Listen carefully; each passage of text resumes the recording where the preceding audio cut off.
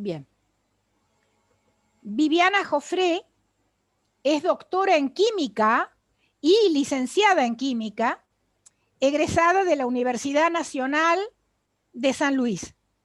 Desde el año 1997 es investigadora científica del Instituto Nacional de Tecnología Agropecuaria, de la Estación Experimental Agropecuaria Mendoza y de la Universidad Juan Agustín Maza. Sus trabajos de investigación se orientan en el área de agroalimentos y ha dirigido proyectos nacionales e internacionales. Es directora de tesis y de becas del CONICET de estudiantes de doctorado como también de maestrías. Es docente universitaria de grado y de distintos posgrados y especializaciones. Como también es autora de numerosas publicaciones en revistas científicas, indexadas y artículos de divulgación. Un gusto tenerte y todo tuyo, Viviana, para exponer.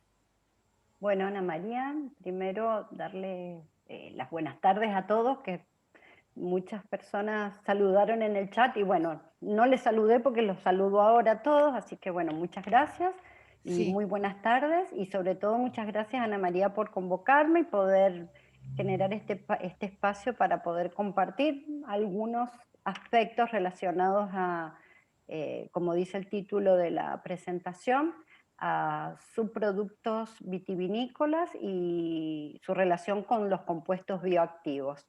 Así que bueno, yo voy a empezar a hacer la presentación, pero lo único que les digo es que voy a apagar la cámara para evitar que haya algún tipo de delay en la presentación.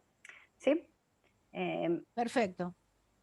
Así que primero voy a modificar algunas cositas que no me tapen la pantalla. Ahora sí. ¿Todos ven la pantalla bien? Sí, yo ¿Sí? lo veo bien. Sí. Bien, de acuerdo. Bueno, lo que nosotros vamos a ver a lo largo de... no pasa, acá está. Lo que vamos a ver a lo largo de esta charla, de estos minutos que nos juntamos a conversar, es ver cuál es un poco la situación actual o el contexto sobre lo que vamos a conversar, sobre lo que, para poder entender qué es un subproducto y sobre todo qué es un subproducto de origen vitivinícola, poder comprender o ver cuáles son estos compuestos bioactivos, cómo se pueden obtener estos compuestos bioactivos a partir de los subproductos vitivinícolas y qué aplicaciones tienen. Bien, no vamos a poder, esto es muy abultado, la temática es muy grande, entonces he tratado de que veamos algunos aspectos más novedosos, y bueno, pero el tema da para muchísimo para conversar. Así que bueno, sin más, hablando un poco en el contexto, reconociéndonos que los habitantes del planeta Tierra, ya no sé si hay otros, pero por lo menos en este mundo, somos excelentes productores de basura. Anualmente en el mundo producimos cerca de 2.100 millones de toneladas de residuos, de los cuales entre un 5 a un 10% de esa cantidad de basura que generamos corresponde o están relacionados a la emisión de gases de invernadero. Bien, esto que nos sucede es porque nuestros desarrollos económicos o nuestras economías se han basado principalmente en un modelo de una economía lineal en la que tomamos los recursos que nos brinda nuestro planeta, los ecosistemas, esa materia prima las transformamos, las cambiamos, las modificamos y generamos bienes, ya sea de consumo o de tipo servicio o de servicios, que una vez los consumimos, el resto, lo que no usamos, lo desechamos y lo generamos y generamos residuos. Pero no solamente los residuos se generan en la última etapa del procesamiento, o sea, de la cadena económica, sino que a lo largo de cada una de las etapas de este proceso productivo, o de los diferentes procesos productivos, generamos basura. El problema es que a nivel mundial menos del 16% se recicla. De esa cantidad de basura o de esos residuos que se generan, el menor del 16% se recicla. Esto nos trae como consecuencia algunos problemas o inconvenientes que estamos sintiendo en la actualidad, como es la pérdida de la biodiversidad, la contaminación de aguas, o de los acuíferos en general, tanto de las aguas superficiales como las subterráneas. Hay un aumento en la contaminación ambiental, la proliferación de plagas asociadas a enfermedades también, bueno, como ya mencioné, la emisión de los gases invernaderos, y todo esto apunta o está contribuyendo de forma muy negativa para la estabilidad del planeta o para la sostenibilidad del planeta, que apuntan al cambio climático que todos estamos sufriendo, y lo podemos ver en la disminución de los glaciares, en las grandes incendios que se producen. Bueno, estos son algunos ejemplos que nos están sucediendo a través de estos cambios que está sufriendo nuestro planeta. Ahora, ¿qué pasa? Este modelo de economía lineal no es un modelo sostenible. Si nosotros entendemos que el desarrollo sostenible tiene tres aspectos que son interdependientes, como es la economía, el medio ambiente y la sociedad, entonces, esta relación se traduce en un desarrollo económico y social que debe ser respetuoso con el medio ambiente, es decir, un desarrollo que sea soportable en lo ecológico, viable en lo económico y equitativo en la social. Entonces, con esta mirada de un desarrollo sostenible, en el año 2015, la Organización de las Naciones Unidas generó una agenda de trabajo hacia el 2030, que tiene dos ítems o dos épocas, una época de desarrollo hasta el 2030 y otro objetivo llegando al 2050. Y en esta agenda, donde la ONU asume un plan de acción con los enfoques transversales a las tres dimensiones que mencionaba recién, pone en base 17 objetivos fundamentales para el desarrollo sostenible de nuestro planeta. Entre todos esos objetivos, los que a nosotros nos compete en esta charla es el número 12, que está relacionado a la producción y al consumo responsable. Dentro de... A ver, discúlpenme, tengo una molestia, voy a sacar... Ahí está. Bueno, dentro de este objetivo número 12, que tiene distintos articulados, el que nosotros vamos a conversar también particularmente asociado a esta charla, es el punto 12.5, y como es muy interesante lo voy a leer. El punto 12.5 expresa: reducir considerablemente la generación de desechos mediante actividades de prevención, reducción, reciclado y reutilización. Entonces, nosotros, para entender primero, o sea, si nosotros queremos prevenir, reducir, reciclar y reutilizar, lo primero que tenemos que considerar o hacer una distinción es la distinción sobre los desechos. Los desechos nosotros los podemos considerar, o son, perdón, no es que lo podemos considerar, los desechos son de dos tipos. Hay unos desechos que se consideran pérdidas o que son pérdidas, y otros desechos que son desperdicios. ¿En qué se distinguen uno del otro? Es en la etapa en que estos desechos se generan. Por ejemplo, las pérdidas son aquellas desechos que se generan durante las etapas de producción, procesamiento, post cosecha y procesamiento del producto. En tanto que los desperdicios se generan en las etapas de comercialización y consumo. ¿Bien? Según estudios que también ha hecho la FAO y dieron espacio o algún tipo de retroalimentación para poder hacer un estudio de prospectiva en los que se basaron los objetivos de desarrollo sostenible presentados por la ONU, es que la FAO hizo un estudio de ver la cantidad de alimentos que se perdían, o sea, que se desechaban, ya sean por pérdidas o por desperdicios. Y se observó que las frutas y las verduras con más del 40% se desechan y están representando aproximadamente 6,1 millones de toneladas de frutas y verduras que desechamos anualmente los seres humanos. Bien, o las cadenas productivas en general, no solamente la persona que lo consume, porque eso es un desperdicio, en las cadenas productivas en general. Dentro de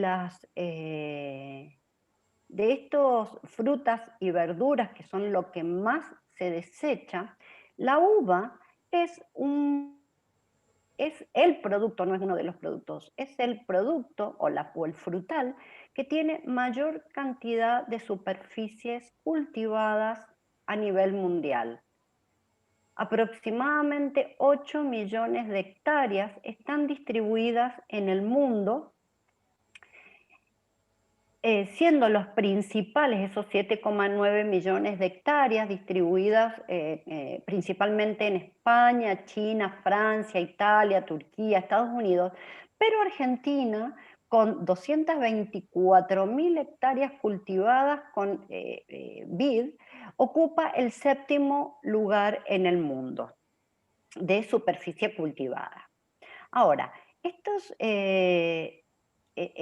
en el mundo, con estas 7,9 millones de hectáreas que he mostrado, se producen aproximadamente, o un poco más, de 77,8 millones de toneladas de uva. ¿Bien? ¿Qué tienen diferentes destinos? Como un promedio a nivel mundial, más del 50% se destina de esa producción, de esas 77,8 millones de toneladas de uva, el 57% aproximadamente se destina para la vinificación. En tanto que porcentajes, para cumplir el 100%, se distribuyen en uva de mesa y pasas. Si nosotros podemos observar este mapa está teñido de distintos colores, porque podemos observar que, por ejemplo, China, que tiene o Turquía, que tienen están dentro de los 6 países que tienen mayor superficie cultivada con vid, pero su producción es principalmente generada para el consumo en fresco, igual que India, Irán, Egipto. Pero hay otros países como Argentina, España, Francia, que destinan esa producción de uvas hacia la elaboración de vinos. Y por ejemplo, en nuestro país observamos, discúlpenme, acá no le puse los años, es la barra celeste o azul, es un estudio comparativo entre el año 2000 y el año 2016, que es el rojito bordó de ahí, ¿bien? Para que vean por qué tienen 2 colores de barra. Bueno, en general lo que nosotros podemos ver que en nuestro país el mayor destino de las uvas producidas es a la elaboración de vino en un 92%, en tanto que el consumo en fresco y el consumo y la producción de pasas no alcanzan, entre la suma de ambos procesos productivos o industriales, perdón, no alcanzan al 10% total de la cantidad de hectáreas destinadas a estos fines. Dentro de las variedades para vinificación, o en general, vamos a ver un poco más y después en particular, nosotros podemos observar que de esas 224.000 hectáreas cultivadas, ¿sí?, están distribuidas principalmente entre cepajes tintos, que ocupan 113.558 hectáreas, que están distribuidos a lo largo de toda nuestra Argentina, sobre todo en el lado oeste, en la zona cordillerana, aunque también en el sur de nuestro país y ahora también en La Pampa, algo en Córdoba y algo en Buenos Aires se está produciendo.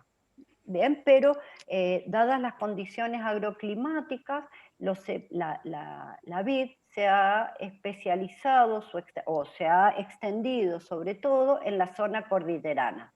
Bien, entonces, en nuestro país, como les comentaba, hay 113.000, un poquito más de 113.000 hectáreas cultivadas con variedades tintas y cerca de 40.000 hectáreas cultivadas con variedades blancas.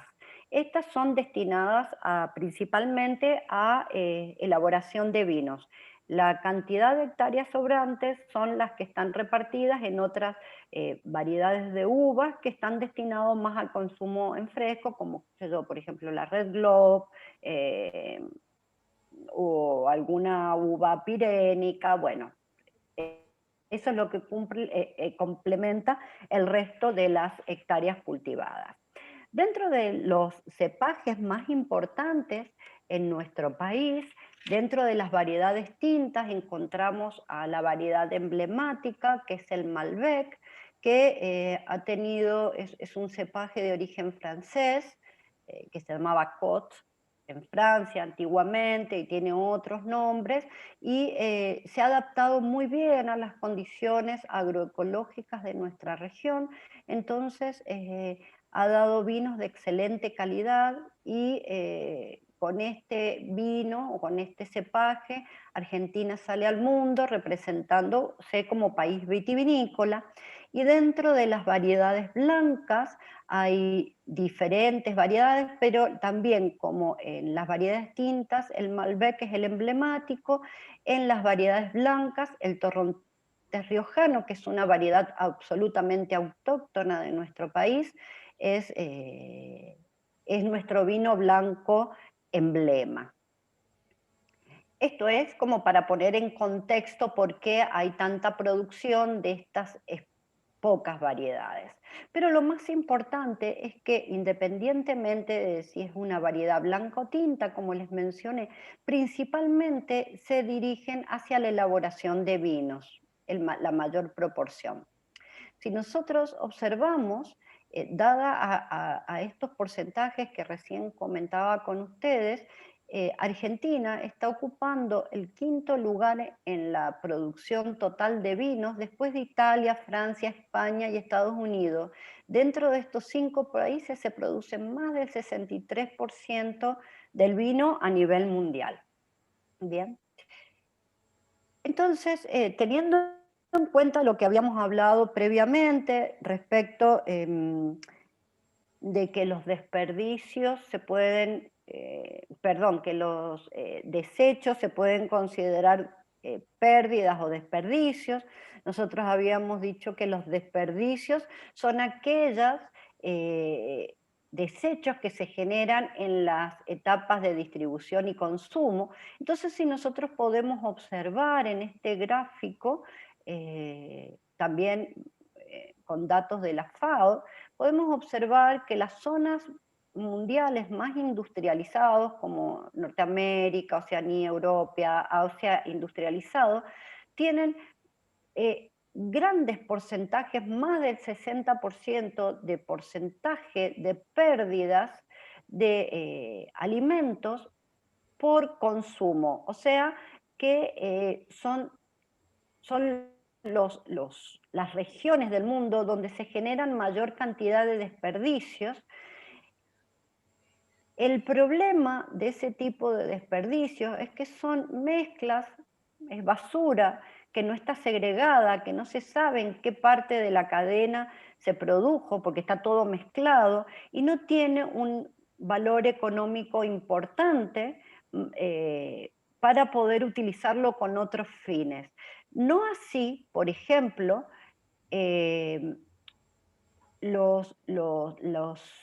los desechos que se producen en la cadena de producción, post cosecha y procesamiento, que nosotros habíamos considerado que son esos desechos, se denominan pérdidas, como nosotros podemos observar, mientras que las zonas mundiales más industrializadas desechan o tienen mucho desperdicio, nuestros mayores problemas en los países no industrializados es que tenemos muchos desperdicios generados en la cadena, o sea que tenemos pérdidas.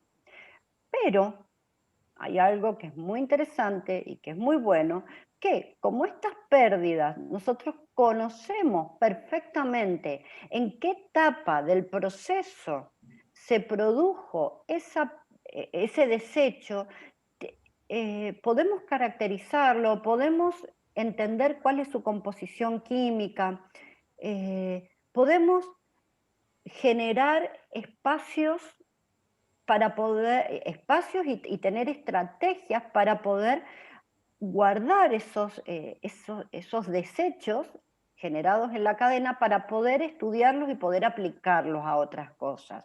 Entonces, ya conociendo que la pérdida es lo que se genera durante estas etapas y que nosotros podemos caracterizar desde qué lugar provino ese desecho, los desechos ya dejan de ser desechos, porque al tener una composición química coherente con la etapa en la que se generaron, esto ya empieza a ser un subproducto, que varios autores lo denominan actualmente como coproductos. Y estos subproductos, como pueden estar caracterizados, pueden utilizarse o pueden aprovecharse para otro tipo de procesos. Entonces, estos desechos ya dejan de ser pérdida. ¿Por qué? Porque pueden ser empleados como insumos o como bioinsumos, depende del enfoque que se lo dé, no solamente en la misma cadena de que se está hablando, sino que puede ser aplicada a otros tipos de procesos industriales, no solamente el agroindustrial. Entonces, este reconocimiento de la valorización que tienen estos desechos, que ya como dijimos no son desechos, son subproductos, es una etapa de valorización y es tal su agregado de valor a ese tipo de desechos que se las ha denominado las materias primas del siglo XXI, porque es todo lo que se descarta y realmente tiene un valor muy importante, no solamente para algunas aplicaciones que veremos, sino también para mitigar los problemas de hambre que hay a nivel mundial. Entonces, este concepto conlleva al sector vitivinícola, no solamente al nacional, sino al sector vitivinícola mundial, nos ofrece y nos pone distintas oportunidades y grandes desafíos. ¿Por qué? Porque es pasar de una economía lineal, de un modelo de una economía lineal, a un modelo de economía circular, o también denominado por varios autores como la bioeconomía, donde el objeto de esto nos enseña a repensar qué es lo que tenemos en la mano, a rediseñar procesos, a reutilizarlos, a recuperarlos. Entonces, la pirámide en la que se basaba la economía lineal, donde la eliminación era lo que sostenía esa pirámide en los procesos de la economía circular, que es lo que se está tendiendo a nivel mundial, es que la prevención es la base que soporta esa pirámide. Entonces, ahora que ya comprendimos qué son los subproductos, es interesante ver qué entendemos por compuestos bioactivos.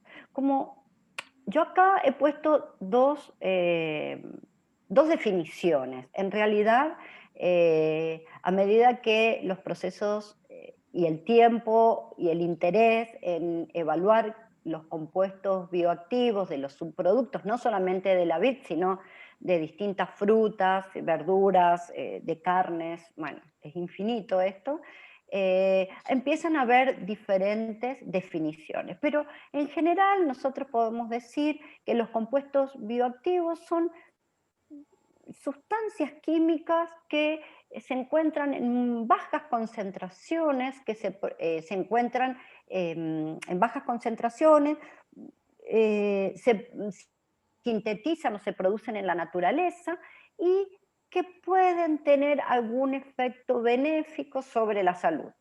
Bien, no solamente sobre la salud humana, porque también se ha observado que tienen efectos benéficos sobre la salud animal y sobre la salud planetaria en general. Bien, entonces, pero relacionándolo con la salud humana, estos compuestos bioactivos han mostrado por los estudios científicos que se han hecho a nivel médico, bioquímico, que actúan sobre mecanismos fisiológicos especiales, como por ejemplo modulan la expresión genética, intervienen en el desarrollo de cánceres, o sea, eliminan o frenan el desarrollo de algunos cánceres, inducen la muerte celular, protegen el ADN, modifican el perfil hormonal. Entonces, debido a estos estudios, a estos compuestos bioactivos se les han asociado propiedades como que pueden ser, que tienen propiedades como antimicrobianas, pueden eliminar trombos, que pueden disminuir el colesterol, el azúcar en sangre, inhibidores de carcinogénesis, también con propiedades antioxidantes, antihipertensivos, antiinflamatorios. Pero además de eso, que eso está muy relacionado con la salud humana, y también pueden tener algunas aplicaciones, sobre todo esto de antioxidante, que pueden ser utilizados en el ámbito de los alimentos, por ejemplo, pero aparte de estas propiedades, estos también, dadas sus características, pueden ser utilizados como colorantes naturales, aromatizantes y conservantes naturales. Bien, entonces veamos cuáles pueden ser o cuáles son las familias más importantes de compuestos bioactivos. Tenemos el grupo de los carotenoides, ya sean el grupo de los carotenos o de las antófilas, que son especies hidrocarbonadas. Los carotenos no tienen oxígenos en su estructura, en tanto que las xantófilas sí los tienen y forman distintos tipos de compuestos. Los glucosinolatos, los glicósidos, los compuestos fenólicos en todas sus estructuras y todas sus derivaciones, los compuestos terpenoides, que por ejemplo en uva hay reportados más de 1000 compuestos terpenoides, nada más que en uvas, y algunos alcaloides también. Y bueno, estos compuestos que presentan estas propiedades asociadas a la salud se encuentran principalmente en frutas y hortalizas. Entonces, como dijimos, estos compuestos se biosintetizan en la naturaleza o biosintetizan en la planta. Entonces, observemos cómo se biosintetizan estos compuestos, pero en el tema que nos compete, que particularmente es la vid. Bueno, estos compuestos bioactivos derivan del metabolismo secundario de las plantas. Nosotros tenemos que hacer una distinción. Primero, que los metabolitos primarios, que son los que están acá en celestito, son compuestos que la planta los necesita sí o sí para cumplir funciones esenciales. En tanto que los metabolitos secundarios, que derivan de algunas cadenas metabólicas del metabolismo primario, no cumplen funciones esenciales, pero le permite a la planta, por ejemplo, atraer polinizadores, repeler predadores, qué sé yo, polinizadores por los colores de las frutas, de las flores, repeler predadores por los aromas relacionados a los compuestos terpénicos o los gustos de algunos glucosinolatos que son amargos, bueno. Y también estos metabolitos secundarios les permiten adaptarse a las condiciones agroecológicas, ¿bien?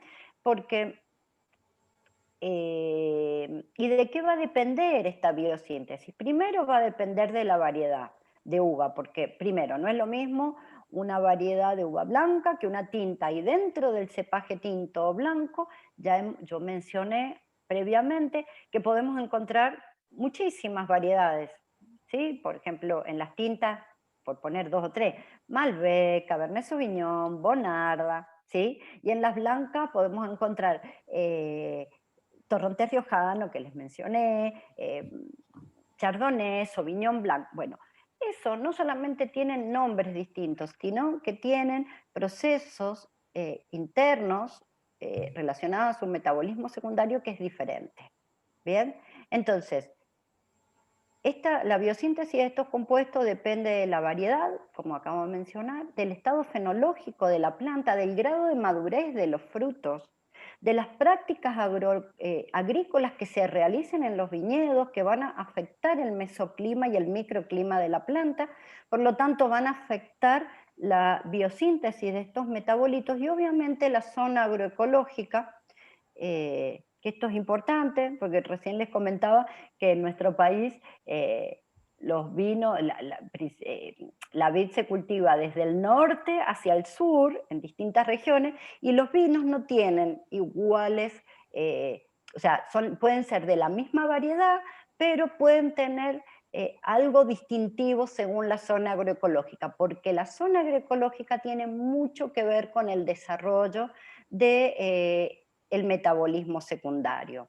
Entonces, como les estoy mencionando, este metabolismo secundario está afectado tanto por factores bióticos como por factores abióticos.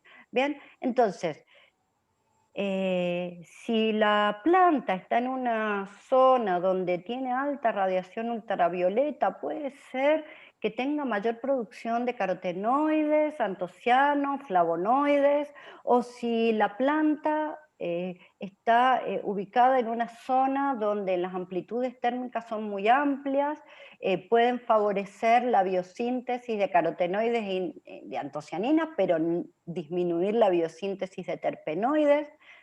Bien, además, tanto los patógenos como las heridas que pueden causar insectos pueden estimular la biosíntesis de algunos compuestos que le sirven de defensa o de cuidado a la misma planta, como así también el tipo de suelo, si el suelo tiene déficit en algunos minerales, puede estimular o no la biosíntesis de algunos metabolitos, que son los que nosotros estamos hablando, que son estos metabolitos que nos interesan por sus propiedades benéficas para nuestra salud. Entonces, vamos a ver ahora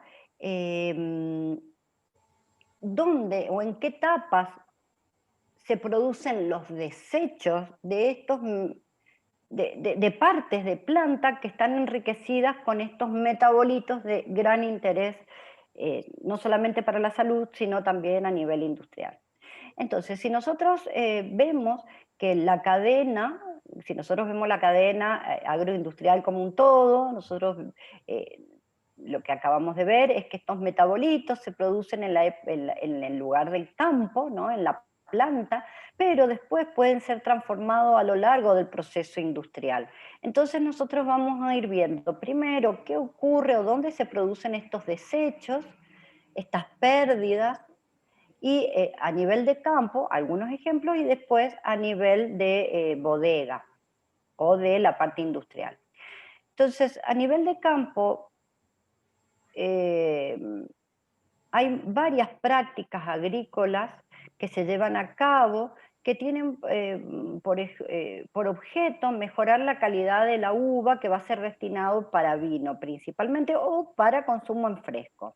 Bien, por ejemplo, se realizan prácticas de desoje, porque al disminuir la cantidad de hojas pueden favorecer la biosíntesis de algún metabolito en particular. Se pueden hacer desbrote o raleos de frutos, porque al disminuir la proporción de frutos se mejora, los frutos que quedan tienen mayor concentración en algunos metabolitos secundarios de interés, ¿bien? Entonces, pero cuando se producen estas prácticas, como ustedes pueden ver en la foto, se deja todo tirado en el campo, ¿bien? Y estas prácticas, o por ejemplo, ¿qué ocurre? Ya vamos a retomar esto, lo que les estaba por decir, pero también, ¿qué es lo que ocurre? En las épocas, sobre todo en la época de producción, acá eh, en Mendoza o en toda la zona vitivinícola, yo hablo en Mendoza porque estoy en Mendoza, perdón, pero en toda nuestra zona vitivinícola, una de las grandes pérdidas que se producen en uvas que están a punto de ser cosechadas para su industrialización, ya sea en vinificación o en fresco o consumo en fresco, son los daños que se generan por las heladas y los granizos. Estas son unas fotos donde a veces la producción se pierde completamente y el productor, después de haber hecho tanto esfuerzo durante todo un año de trabajo, nadie le compra la uva y queda la uva perdida y colgada en el viñedo, ¿no? Y se llenan de pájaros y decir, bueno, caramba, acá hay un residuo que tiene muchas cosas que los podríamos ver y analizar como para generarle o darle un valor agregado a esta basura que se deja y se pierde. Otra etapa que se hace normalmente y se hace todos los años es la poda. La poda se recoge, que se llama, los palitos esos se llaman sarmientos, ¿sí? Que es material con un gran contenido de almidón, pero también tienen otros compuestos muy interesantes, que tienen compuestos bioactivos, y a nivel mundial se pierden más de 2.100 toneladas anuales, y representan, de todo esto que estamos hablando, en esta etapa de producción, aproximadamente representa el 93% de los residuos vitícolas. El problema que hay es que cualquiera de estas prácticas, ya sea las prácticas a campo para mejorar la calidad, o los problemas de heladas o de granizo, o las prácticas de poda, se producen en épocas muy concentradas en el año. Entonces se produce una gran cantidad de residuos que quedan afectando al medio ambiente. ¿Por qué? Porque, por ejemplo, los sarmientos se utilizan mucho para la quema de material, o sea, se queman los materiales o se dejan destinados en el campo, como en este caso se dejan en el campo, generando que vengan los roedores, que se llenen de moscas, o sea, hay un montón de problemas ambientales que están asociados sin darnos cuenta de que podemos darle la vuelta, porque todos subproductos tienen compuestos de interés como flavonoides, carotenoides, estilbeno, que pueden ser utilizados, o sea, que tienen estas propiedades como hipotensivos, que disminuyen el colesterol, o como antioxidantes. También, pasando la etapa de producción, veamos qué pasa en la cadena productiva.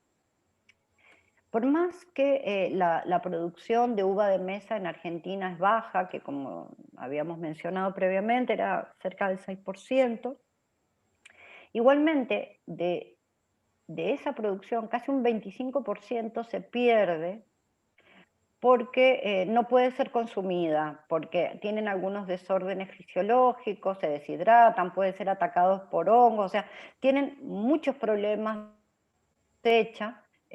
También hay muchos grupos de investigación que se dedican a investigar y mejorar la cosecha de uva de mesa, pero a pesar de todo eso, hay un 25% que se pierde.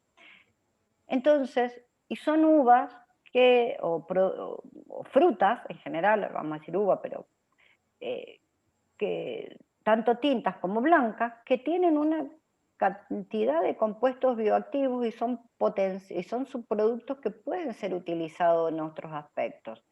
Pero además de la uva de consumo en fresco, nosotros tenemos una gran producción de orujos, semillas y ollejos que se producen en el proceso de vinificación. Y nuevamente, lo mismo que ocurre con los procesos vitícolas, en los procesos enológicos, ocurre exactamente igual. Los desechos que se generan en una etapa muy crítica, un periodo muy corto del año, y como podemos ver en la foto también se abandonan algo, a veces mucho de esto se utilizan estos desechos, por ejemplo, estas fotos son orujos, se utilizan para los suelos, pero hay que tener mucho cuidado porque como tienen a veces un alto contenido de compuestos fenólicos, pueden ser tóxicos para la microflora del suelo, entonces podrían tener problemas de cultivos posteriores.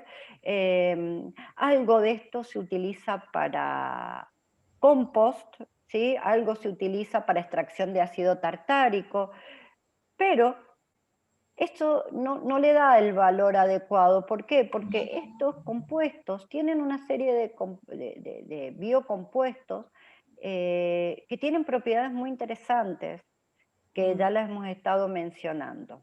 Entonces veamos cómo se produce a lo largo del proceso enológico, que se produce casi entre un 25 y un 30% de desechos, dependiendo o sea, en general es así. Ahora, ¿en qué etapa se produce esta pérdida? Y depende de si la vinificación es en blanco o si la vinificación es en tinto. En la vinificación en blanco, lo primero que se hace, tanto para blanco y para tinto, que cuando la uva llega a la bodega, se sacan los escobajos, o sea, se saca los pedúnculos, lo que está unido, dejan el grano suelto para después poder molerlos. Entonces, en esa primera etapa se pierde entre un 2 y un 5% de la cantidad de uva que ingresa, o del peso de la cosecha que ingresa a la bodega. En la vinificación en blanco, una vez que se produjo la molienda, se separan los orujos. ¿Por qué? Porque los orujos están llenos de compuestos fenólicos que generan oxidaciones y cambian el color del vino. Entonces eso se descarta. Y solamente el jugo prensado pasa al estado de la fermentación, o sea, la vinificación. Y bueno, hay otros residuos que se generan durante el proceso una vez que ha finalizado el proceso enológico. En tanto que en tinto no se pierden orujos al inicio, sino se pierden al final de la vinificación. ¿Por qué? Porque en las variedades tintas se hace la vinificación con orujos para poder, el mismo proceso extractivo, el etanol que se va generando en el medio, va extrayendo los compuestos fenólicos y son los colores típicos de los vinos tintos, bien, entre otras propiedades, no solamente color, ¿sí? Bien, esto entonces, como estamos viendo, por toda la etapa de vinificación pierde muchísimos residuos, pero lo bueno que, como hablábamos, estos son subproductos porque sabemos exactamente de dónde vienen. Los podemos caracterizar y le podemos dar una vuelta para su uso. Ahora, lo primero que tenemos que saber es que tenemos esos subproductos que están llenos de compuestos, son ricos en compuestos bioactivos, pero la cuestión es cómo extraerlos. Hay diferentes tipos de metodologías. Yo acá he puesto algunas porque hay muchas alternativas y antiguamente se utilizaban cualquiera de estas alternativas e inclusive otras, utilizando solventes orgánicos, no solamente perjudiciales para el medio ambiente, por lo contaminantes en el medio ambiente, sino muy perjudiciales para la salud humana. ¿Bien?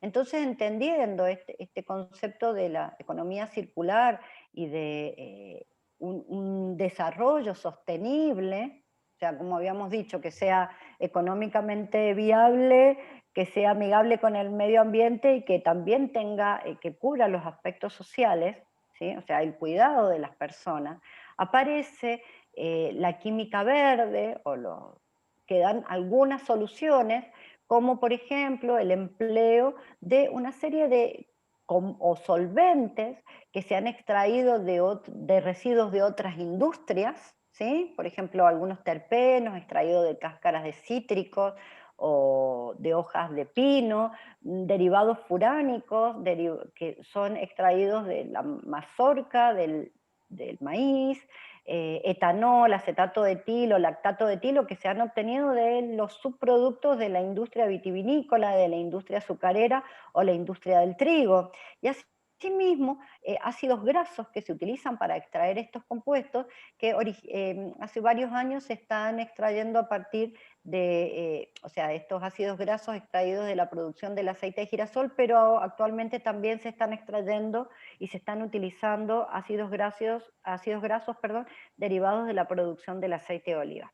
Además de eso, existen otros tipos de solventes que son amigables con el medio ambiente, que nosotros los consumimos porque existen en los alimentos, como por ejemplo el ácido cítrico, láctico y la colina, por ejemplo. Bueno, estos son algunos ejemplos que constituyen los solventes que se denominan NADES. También pueden ser surfactantes o líquidos iónicos que no son contaminantes al medio ambiente, se degradan con facilidad y pueden ser utilizados y tienen una excelente capacidad de extracción de estos compuestos bioactivos. Hay otros, como por ejemplo otras metodologías, como la extracción con fluidos supercríticos, que utilizan las propiedades físicas de estos solventes porque aumentan la difusión o el ingreso, digámoslo así, el ingreso, la difusión de estos solventes a través de las membranas celulares de los frutos, que entonces permite la extracción de los compuestos bioactivos. Lo que pasa es que esto son técnicas muy caras, hay a nivel laboratorio, también existen a nivel industrial, y son los que a nivel industrial se están utilizando más, aunque bueno, son caros.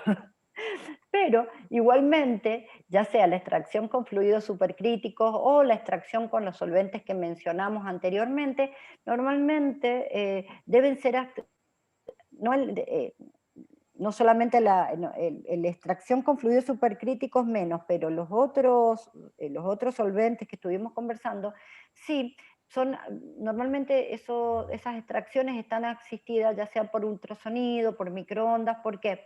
Porque como son solventes que tienen menor poder, no son tan fuertes y tan agresivos como los solventes orgánicos, son solventes suaves, amigables con el medio ambiente, tienen que utilizarse otras metodologías analíticas que les facilite su ingreso a nivel de las células y la posterior extracción de los bioanalitos. Entonces, por ejemplo, en la extracción asistida por ultrasonido se utiliza el concepto concepto de la cavitación o de una presión acústica que se genera sobre las células, causando la ruptura de membranas celulares y facilitándose así, o sea, cuando los analitos están fuera de la célula, porque la célula se rompió, es más fácil su extracción, o también, como les comenté recién, la extracción asistida por microondas, donde se utiliza el cambio de polaridad de las moléculas de agua para modificar la permeabilidad de la membrana celular, o de las membranas celulares, perdón, y facilitar la extracción de los analitos. Bueno, una vez que los analitos se extrajeron, el asunto es cómo se identifican, o sea, cómo sabemos que tenemos lo que tenemos y cuánto tenemos de lo que tenemos. Bueno, hay diferentes técnicas. Las más comunes, las más comúnmente utilizada es la cromatografía gaseosa, la cromatografía líquida, dependiendo las propiedades químicas y físicas de los analitos, o sea, de los compuestos que nosotros queremos determinar, acopladas a diferentes estrategias de identificación, como puede ser espectrometría de masa u otras herramientas, ¿sí? Detectores de arreglos de diodo, bueno, son infinitas, pero independientemente, estas son las principales metodologías analíticas que se utilizan para estudiar esos metabolitos, también acompañadas por la espectrofotometría, que es una técnica que se basa en analizar las propiedades espectrofotométricas de estos compuestos, ya sea para determinar tipos de mezclas de compuestos, o también para estudiar algunas propiedades que son interesantes, como por ejemplo, evaluar capacidad antioxidante, entre otras. ¿Bien?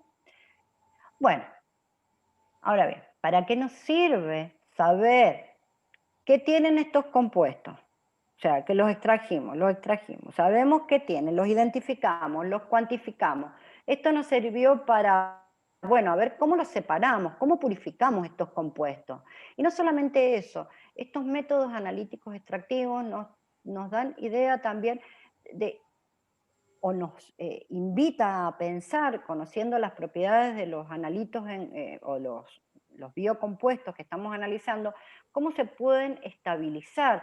Hay que utilizar, encapsularlos, no encapsularlos, ponerlos en liposoma, o sea, buscar la forma de generar que estos compuestos que fueron extraídos de estos subproductos sean estables en el tiempo. Y esto nos ayuda a establecer una funcionalidad potencial de estos compuestos, dándole un agregado de valor a estos subproductos que hemos tirado a lo largo de toda la cadena.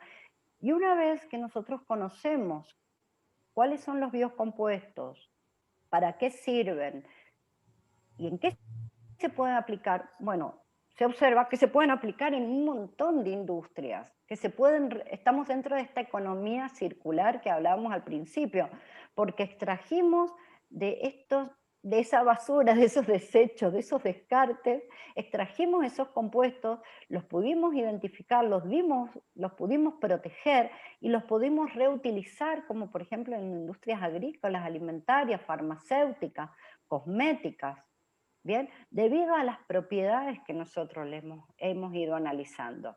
Entonces, veamos ahora en particular algunos estudios específicos de compuestos y propiedades asociadas de estos subproductos de la uva. Vamos a empezar hablando primero por ¿qué pasa con estos sarmientos que, como habíamos hablado, se ubican, se recolectan en una época muy definida del año, que es en las épocas invernales, que se dejan tiradas en el piso?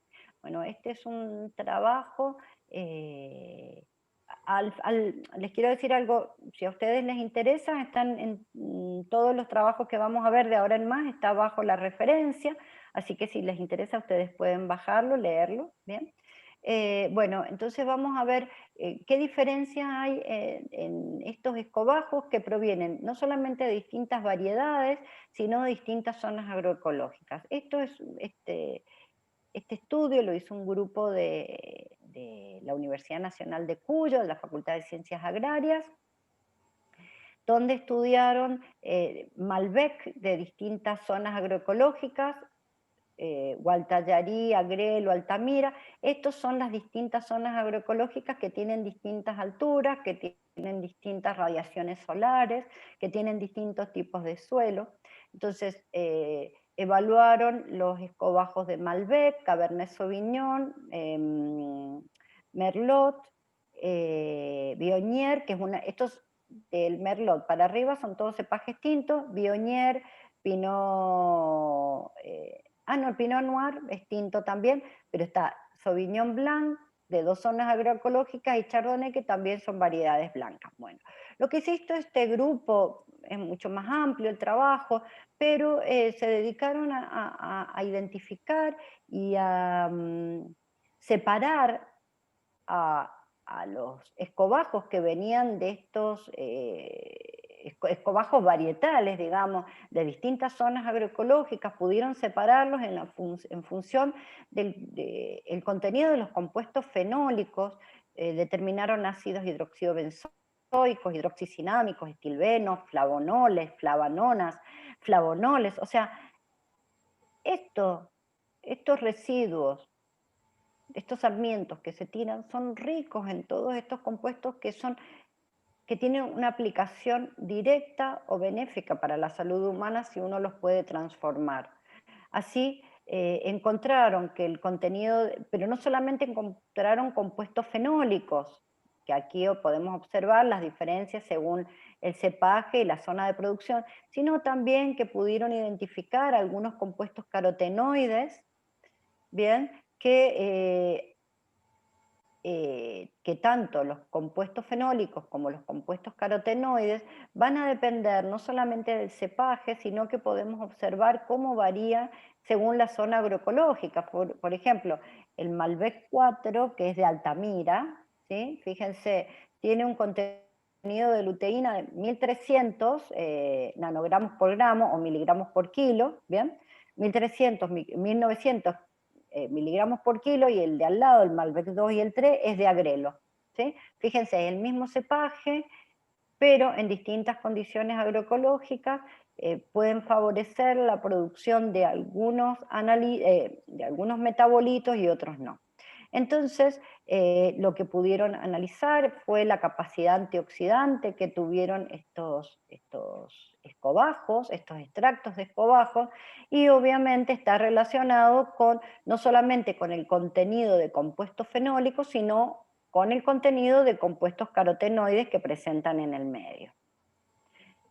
Otro estudio interesante que podemos ver, que es una tesis de una chica de Cerda Moraga, no me acuerdo el apellido ahora, de la Universidad de Chile, donde lo que se dedicó fue a estudiar los escobajos. ¿Se acuerdan esto que decíamos, el escobajo, que una vez que ingresa la uva a la bodega, lo primero que hace es sacarle los pedúnculos, el escobajo, y que se pierde cerca de un 5% del peso de la cosecha?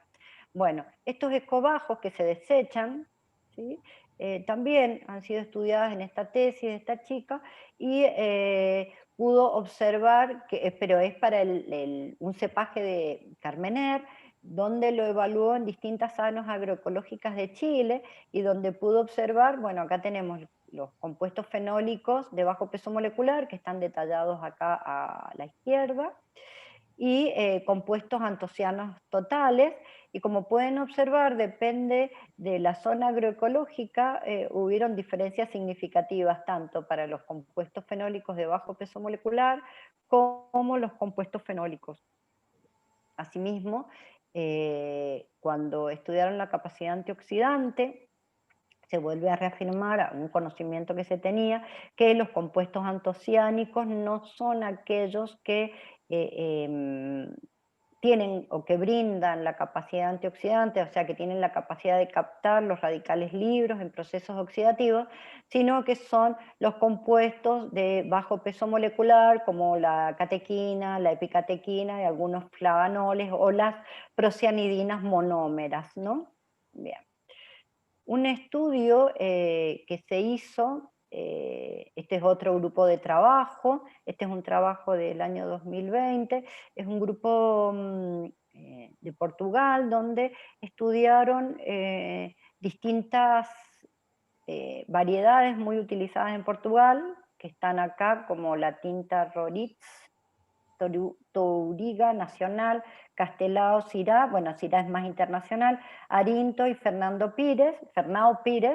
Lo que hicieron este grupo de investigación fue, primero, hacer un estudio, una diferenciación de estos cepajes en función de los compuestos fenólicos que presentaban, y bueno, pudieron hacer una distinción, cuál es la variedad que presentaba más o menos algunos de estos analitos en particular, pero lo que era interesante fue poder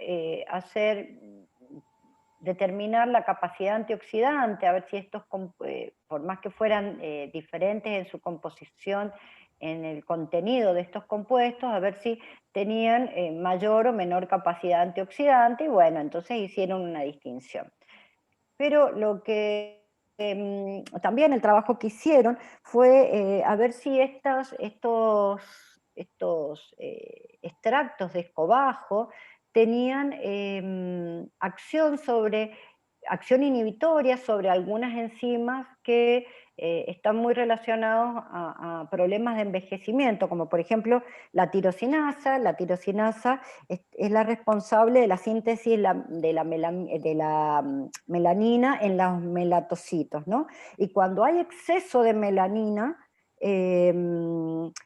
aparecen trastornos en la pigmentación de la piel, por ejemplo, hiperpigmentación, manchas de la edad. Entonces, y esto es porque la tirosinasa, a medida que vamos envejeciendo, empieza como ¿cómo se llama? A facilitar la síntesis de la melanina. Y por otro lado, también la elastasa, que es una enzima que se va activando a medida que está relacionada con el envejecimiento, y la elastasa va hidrolizando la elastina, lo que va generando la pérdida de la firmeza y la piel, ¿no? Entonces, lo que hicieron este grupo de trabajo fue evaluar la actividad inhibitoria de de los extractos de escobajo, y bueno, y pudieron ver diferencias significativas, y que realmente, bueno, por ejemplo, el SIRA era el que presentaba, en este caso, ¿no? Mayor capacidad inhibitoria sobre las enzimas, la tirosinasa y la elastasa. Pero bueno, también ellos siguieron, yo les estoy contando una parte del trabajo porque es muy largo, así que si les interesa pueden hacerlo, porque otro estudio que ellos hicieron en ese mismo trabajo fue determinar que si estos extractos de escobajo podían actuar como bactericidas o como bacteriostáticos en distintos aislados bacteriales que los habían extraído, bueno, habían hecho una extracción o una multiplicación de estas bacterias que habían sido extraídas, que son bacterias hospitalarias. Las habían sacado de un hospital, habían replicado y habían hecho eso. O sea que, bueno, y observaron que dependiendo el tipo de cepaje y dependiendo la concentración, podían actuar. El cuadradito, el que tiene cuadradito negro, nos está mostrando cuál es la concentración inhibitoria mínima para actuar como bacteriostático. O sea, no lo mata al bicho, pero evita que se reproduzca. Y ya a la larga, como no tiene descendencia, se termina muriendo. Y el que tiene el circulito así vacío, el blanco, ¿sí? Es el bactericida, o sea, ese sí tiene un efecto muy interesante porque mata a la colonia en general. ¿Bien? Bueno, entonces hicieron un estudio viendo el potencial uso de estos escobajos, que no solamente tiene un interés porque se puede ser utilizado como bactericida o bacteriostático, sino que puede tener una aplicación por esta inhibición en las enzimas tirosinasa y elastasa, con activación, o sea, que pueden tener una aplicación en los productos cosméticos. ¿Bien? Otro estudio fue la caracterización de la fibra dietaria de los orujos, ¿sí? De distintos cepajes, y se observó que que los orujos de estos cepajes no fueron la cantidad de fibra dietaria que generaron, las propiedades de la fibra dietaria no fueron muy diferentes entre ellos, pero lo interesante es que es muy parecido al contenido de fibra dietaria que presentan otros frutos, como por ejemplo la manzana. Entonces, bueno, significa que estos orujos que se pierden pueden ser utilizados para enriquecer otros tipos de alimentos o para complementarlo. Y también lo que se hizo fue determinar las concentraciones de los compuestos fenólicos totales y la concentración de carotenoides totales, y ver cuál es o sea, cuál es la capacidad antirradicalaria o la capacidad antioxidante. Bien, y lo que se puede observar es que hay diferencias tanto en la concentración de carotenoides y de fenoles totales entre los ollejos y las semillas, porque se hizo un estudio por separado analizando ollejos y semillas, y se observó que los ollejos, que es lo que constituye el orujo en general, la parte de las pieles de las uvas, son ricos en compuestos carotenoides pero las semillas no, tienen bajo contenido en carotenoides, y lo que tienen, las semillas son más ricas en compuestos fenólicos que las pieles, ¿bien? Esto lo que nos demostró, lo que puso en evidencia es que la capacidad antioxidante, volviendo a reforzar lo que habíamos conversado antes sobre que la capacidad antioxidante está ligada no solamente a los compuestos carotenoides, sino a algunos compuestos fenólicos en particular. Entonces, donde podemos ver que también, dependiendo del cepaje, la capacidad antioxidante o la potencialidad para su futuro uso es diferente de acuerdo a la variedad. Por último, un estudio, no, por último no, creo que me quedan dos cosas más, así que me apuro. Este es no me acuerdo de dónde era este grupo, pero lo que se dedicó fue a estudiar o a caracterizar las uvas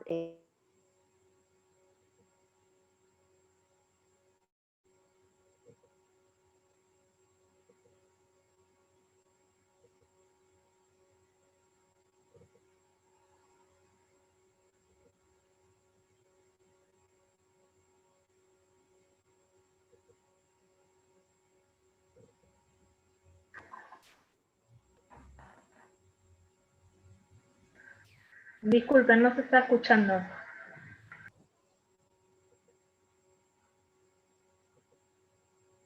¿Hola? ¿Ahí? ¿Se escucha? Sí, ahora sí, gracias. ¿Dónde ahora se había cortado o antes? No, hace unos instantes. Hace unos instantes. Lo he apagado yo sin querer. Bueno, discúlpenme. Bueno, en las semillas albariño lo que estudiaron fueron los compuestos fenólicos y principalmente los procianidinas, y lo que fue, hicieron estudios para no solamente observar cuál es la actividad antimicrobiana sobre bacterias gram positivas y gram negativas, y en las cuales observaron que tenían una capacidad de inhibir o de actuar con propiedades antimicrobianas, pero sus características antimicrobianas eran menores que los antibióticos que se utilizan normalmente, o sea, los utilizados en forma común. Y otra cosa que observaron, que lo trabajaron sobre eritrocitos de cerdo y los trabajaron con membranas de cerebro de cerdo, lo que querían es observar era si podía medirse la inhibición de la lipoxidación, o sea, si podía inhibirse la oxidación de lípidos. Bueno, lo que observaron es que sí, obviamente, pero nada, que sí lo podían hacer, que tienen capacidad para inhibir los lípidos o para inhibir la hemólisis oxidativa de eritrocitos, ¿bien? Pero se necesitan, lo que ellos no explican es qué concentración presentaron, ¿sí? Ellos no explican, no muestran en sus datos cuál fue la concentración, porque no es lo mismo que pongan 1 miligramo por litro a que pongan 1 miligramo por mililitro en la aplicación, ¿bien? Porque estos valores es el valor de capacidad antioxidante sobre estos productos. Bueno, otro estudio que se hizo fue la aplicación de estos subproductos de distintas partes, o sea, ya sea el orujo en total, en su conjunto, solamente los ollejos o solamente las semillas, todos estos de cepajes distintos, donde hicieron una caracterización de composición química de cada una de estas partes, y lo que hicieron estos autores fue estudiar su actividad antimicrobiana sobre distintos microorganismos que están relacionados a enfermedades dentales y periodontales, ¿no? Entonces lo que se pretendía era buscar una concentración, o lo que ellos pretenden es buscar concentraciones adecuadas para poder utilizarlo en enjuagues bucales y productos odontológicos. Y obviamente que las concentraciones que ustedes ven, que es variable porque es desde 3,9 a 2000 microgramos por mililitro, es porque estudian para un orujo, o para todos los otros, de distintos cepajes, y la aplicación lo hacen las concentraciones varían de acuerdo a los distintos tipos de microorganismos que están tratando. Y para ir finalizando, que veamos algunos ejemplos en general, que estos subproductos de la uva o de la vinificación en general han sido utilizados para desarrollar nuevos productos, como por ejemplo productos cárnicos, como carnes de pollo, albóndigas de pollo, hamburguesas vacunas o de cerdo, salchichas, inclusive en la caballa. Y bueno, acá están presentados las distintas de qué se han extraído, por ejemplo, de extracto de polvo de semillas, o de ollejos, o de orujos, en distintas concentraciones, y cuál es el porcentaje de integración. Y lo que se ha visto en general es que la aplicación o la adición de estos subproductos ha mejorado o ha inhibido la oxidación de los lípidos, por eso disminuía el TBARS, que son las sustancias reactivas al ácido tiobarbitúrico, o sea, disminuyen. Y los estudiaron en distintos tipos de envases. También observaron que se mejoraba por su contenido en fibra dietaria. Bien. Observaron también que habían que se conservaba más tiempo, por ejemplo en el caso de la caballa, al tener periodos de inducción más larga en la formación de peróxidos, o sea, y aldehídos, que son los que reaccionan con el ácido tiobarbitúrico, lo que lograban es que el tiempo de vida media de la caballa fuera más largo, ¿no?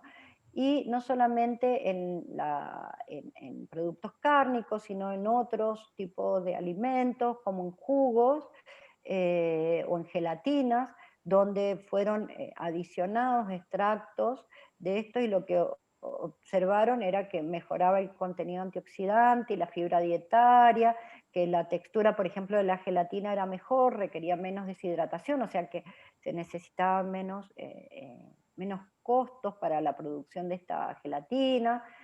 Bueno, y así mismo en el pan de trigo, en quesos y en yogures han sido aplicadas, y se observó que, por ejemplo, en el caso de los quesos o en los yogures, no tuvieron efectos ni sobre las bacterias lácticas ni sobre el recuento de lactobacilos, o sea, que no impidió que estos productos se pudiesen elaborar con buena calidad y manteniendo la calidad que ellos pretendían, ¿no? Bueno, además de estos estudios, hay muchos desarrollos, pero ya sea constante y sonante, donde muchas empresas se han dedicado, por ejemplo, al desarrollo de ingredientes culinarios, pero esto ya es muy gourmet, de cocina, de alta cocina gourmet, donde, por ejemplo, se están utilizando harinas de distintos cepajes, o sea, harinas varietales para darles color, aromas, distintos flavors a los productos que se elaboran con estas harinas, que realmente son raras, los colores, obviamente que no se utilizan solas, sino que están complementadas con harinas de trigo y otro, pero bueno, son harinas que están siendo gourmet en este momento, o por ejemplo, el desarrollo de tés varietales, ¿sí? Aceites varietales, por ejemplo, de Cabernet Sauvignon, Merlot, Pinot Noir, Chardonnay, que también es de la haute cuisine. Algunos productos como estos de la firma Vinicenti, que cada uno de ellos tiene un color y un nombre específicamente, que son un desarrollo de un producto que se utilizan como saborizantes, aromatizantes, para incorporar a los distintos alimentos, para los distintos puntos de cocción de la carne. En fin, es toda la cocina gourmet que se está poniendo muy de onda, sobre todo en Europa, ahora es el boom. También, esto ya es más conocido, que es la aplicación de,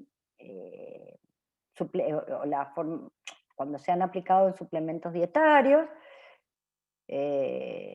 Algunos dicen que es resveratrol, extraídos de qué parte, algunos de semillas de la uva, algunos dicen que no solamente mejora o elimina los riesgos cardiovasculares, sino que mejora la vista, y en este, que no sé si se ve bien, pero dice que mejora la vista nocturna, que es a partir de semillas de uva.